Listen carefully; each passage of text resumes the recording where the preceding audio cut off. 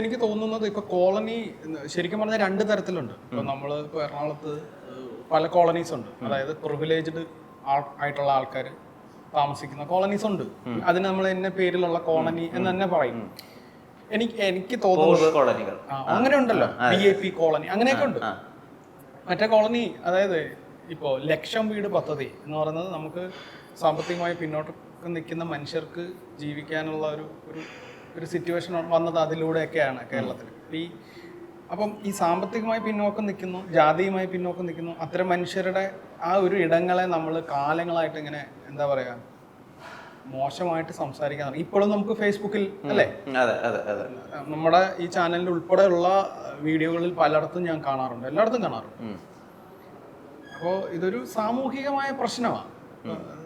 ഇതിനെയൊന്നും നമ്മൾ സ്കൂളിലൊന്നും പഠിപ്പിക്കുന്നൊന്നുമില്ലല്ലോ അല്ലേ.